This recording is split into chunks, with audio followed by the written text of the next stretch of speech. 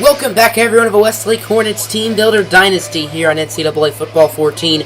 As today, the Hornets head out to Seattle, Washington. It's a beautiful day for some Saturday football as they take on the 3-0 Washington Huskies. The Huskies are the only team so far in the Pac-12 not to have played an in-conference game yet.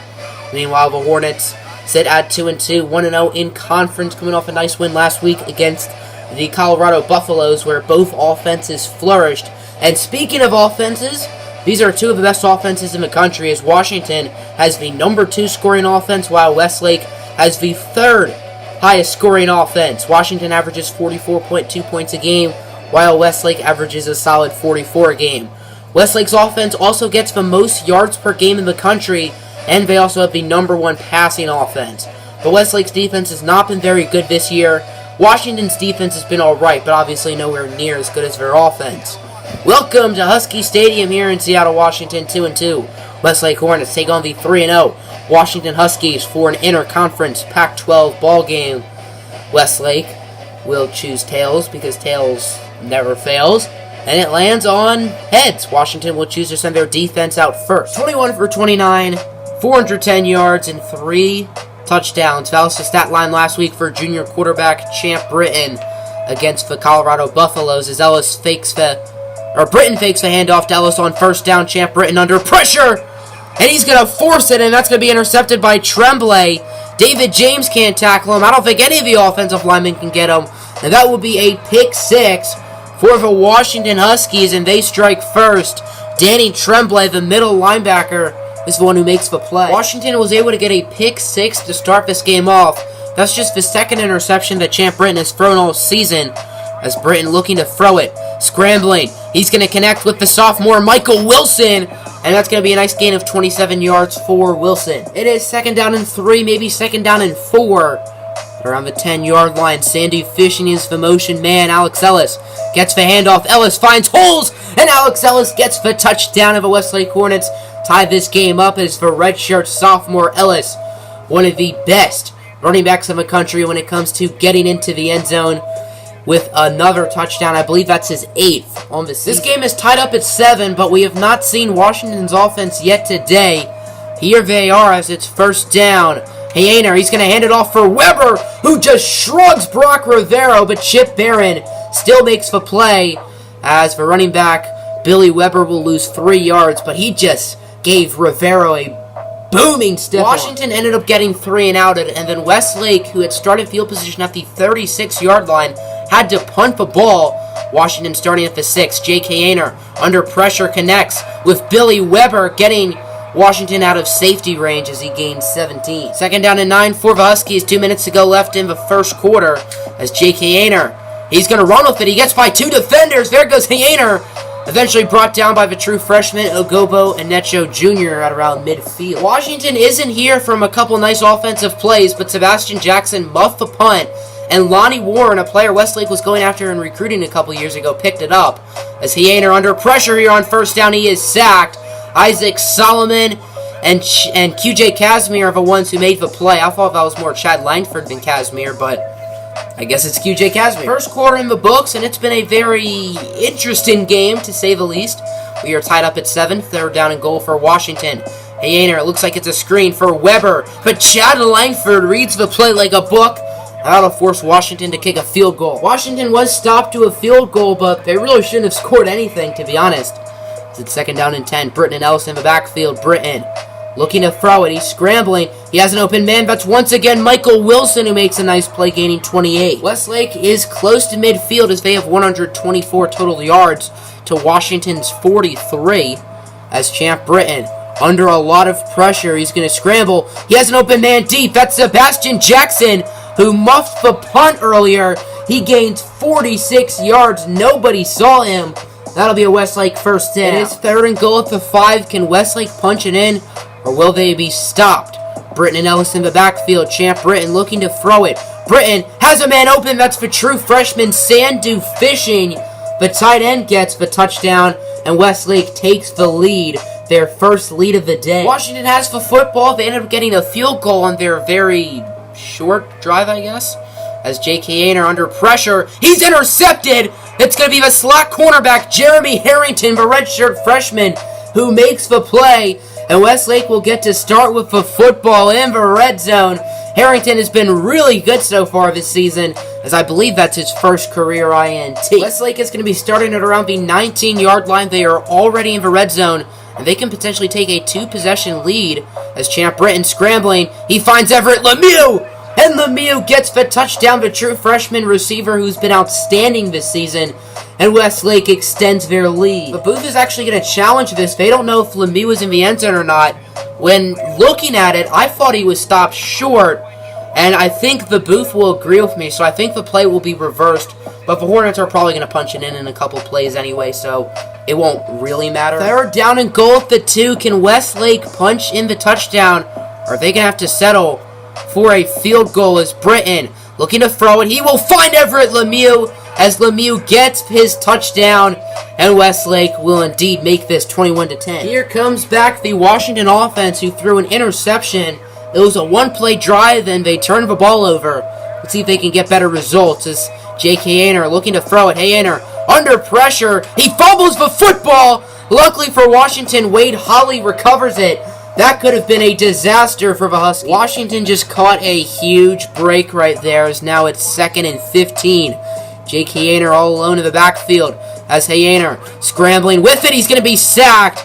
It's the senior safety, Ash Jakar, one of the best safeties in the country, making that sack, and now it's going to be 3rd down and 18 as this Washington offense continues to struggle. Apparently, Westlake is 3 for 2 in the red zone today with a 150% red zone efficiency. I think this game is tripping as Champ Britton loses a couple yards. Nice play right there by the defense. That's Derek Butler, and Britton is down. Here is Matt Fellows, the meme, on to kick a field goal. By the way, Champ Britton has a bruised knee. He is fine to return. Fellows' kick is up, and it's good. That'll make it 24-10. We got an EA Sports Studio update. Colorado and Stanford looks like a very good game, as Stanford leads it 27. Second half underway. Westlake has certainly been the better team so far in the first half, as Washington's offense has not been good at all. And the quarterback, Hayner, is under pressure, and he's going to be sacked by QJ Casimir once again. Washington's quarterback has 40 yards at this point, and like 13 of those are in the second half, so that's just how bad Washington's offense has been in half number 1, as Brock Rivero falls for the option. J.K. Ainer down the field. Will he be caught? Yes, he will, by the speedy Jeremy Harrington, but not before getting 37 yards on the option. Jeremy Harrington has been running over the field all season. He's been really good, but that was still a nice run from J.K. Ainer. First down. It's going to be a pass. Ainer under pressure. He runs with it, and he's going to be sacked again. That's the 3rd sack of the day for QJ Casimir, tying a school record set probably by both Conrad Novak and Victor Van Vector, I'd assume. That's some pretty good company. 2nd down and 11 after the sack by QJ Casimir as Ainer. He's going to run with it, and this time it's Chip Barron with the sack. Once again, Ainer only loses 1 yard, but still a sack nonetheless. It is 2nd and goal at around the 2-yard line. The Huskies in a goal line stance. I don't think there are any wide receivers out, as it's a handoff for Weber, and Billy Weber able to get the 2-yard score. He has been really not used at all the past couple drives, and Washington makes this a 1-score game. Another studio update from our good friends at EA Sports, as the Colorado Buffaloes get a touchdown from Lytle, or Little, I still don't know how to say that. And the Buffaloes have the lead over Stanford, 31-27, trying to get the upset. Washington's offense had a very long drive to start the second half. Here's the first drive of the half for Westlake, as Britton, he is going to scramble with it. Britton sees an open man. That's the senior Dustin Schwender's had a quiet game. He gains 26 yards. It is first down at around the 30. Britton and Ellis in the backfield here on first down, as Everett Lemieux is the motion man. Lemieux now in the backfield, as it's going to be an option play, but Britton doesn't have time to do anything with it. He loses another 3 yards. Lonnie Warren could have been a Hornet a couple years ago, but of course he chose Washington. I don't think he regrets it on that play. Here's a 49-yard field goal attempt from Matt Fellows, the freshman kicker. He has struggled with kicks from long distances this season. Can he make this one? Of course he doesn't. We have an EA Sports Studio update, as probably the Colorado-Stanford game, tied up at 34. Headed into the fourth quarter, this looks like a really good football game. That is the first ever kick that Matt Fellows has missed on the road. He has not, however, made a field goal at home yet, as it's going to be a toss for Weber, who loses 5 or 6, or I guess maybe 2 yards, as Chip Barron is the one with the tackle. 4 tackles for loss now on the day for Barron. It is second down and 12 at the 30 for the Huskies. Weber and I still don't know how to say this guy's name. Hainer in the backfield as he's going to look to throw it. He's scrambling. He has open blocks. There goes Jake Hainer. He's going to get by Jeremy Harrington, still on his feet, eventually brought down by Ash Jakar. Washington is 2 for 2, 100% of a red zone today, but Westlake is 4 for 3, 133% of a red zone today. Why that makes sense, I don't know. You'd have to ask the developers of this game. As Billy Weber with a 5-yard touchdown, his second touchdown of the day, and we are tied up with 6:28 left to play. This game was 24-10, headed into the locker room at halftime, but now we are tied up at 24 as Washington has made this one a game. Champ Britton scrambling. Britton looking deep for an open man. That's Ayoa Lukova Jr. with a big gain right there. Second down and 10 for Westlake. Ellis and Britton in the backfield, of course. 5:25 left to go here in the fourth quarter as Champ Britton. He's under some pressure. He will look and he will find Everett Lemieux. Lemieux with a first down, dashing his way for a gain of 23. It is now first down at the 14, as you can see, 133% red zone efficiency. I wasn't lying when I said that, as Alex Ellis runs into his fullback, gaining 3. I'm only showing you guys that play just so you know how goofy this game is, as it's second down and 7. Britton and Jackson in the backfield as Champ Britton under pressure. He's going to be sacked for a loss of 6 yards by Lonnie Warren. Could have been a Hornet, Lonnie. Third down and 13. Westlake is 4 for 7 on third downs today. Can they convert or will they be stopped and forced to kick a field goal with Matt Parsons? Oh dear. As Britton, he's going to be sacked again, losing another 7 yards, as it's Danny Tremblay who makes the play. This looked like it'd be a simple field goal, but now it might not be. 41 yards.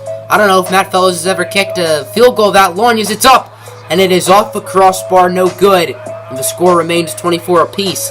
I guess Westlake now has 100% red zone efficiency, as Colorado has the lead, 41-37 over the Cardinals. It is first down and 10 at the 37, 3:20 left to go, as J.K. Hainer all alone in the backfield, 5 wide set for Washington, as Hainer looking to throw it. He's under some pressure. He's going to be sacked by Isaac Solomon, who's been injured since week 3, but he came back this week, and he makes a big play there for the Hornets. Westlake needs to be smart with the football. They obviously can't turn it over, and they need to get in field goal range and try to get Matt Fellows to kick the game-winning field goal. That does not sound pretty. As Ayoa Luko with the catch. Ayoa Luko bringing it into the red zone. I believe Westlake is now 100% of a red zone. Yeah, there you go. Even though they were just in the red zone last drive and didn't score.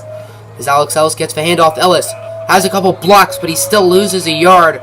Nice tackle from Paul McKinney. 5 seconds left. Here we go. Matt Fellows, the true freshman. He's had a very rocky start to this season. For the win. It's up, and it's good. And Westlake takes the lead with 2 seconds left. Matt Fellows, the true freshman. What a roller coaster of this season. And that is a clutch kick. Maybe this is the start of consistent kicking. And Matt Fellows of the Westlake Hornets very excited as they try to end Washington's undefeated season. What a game this was, as neither offense really was excellent like I expected. Westlake only scored 3 points in the second half, and that was right at the end, where Matt Fellows kicked the game-winning field goal to win the game. 100% red zone efficiency, wink wink. And the Hornets improved to 3-2. Washington goes down to 3-1. Next episode, Westlake, I believe, plays Stanford, I want to say. Don't quote me on that. It's either Stanford or USC.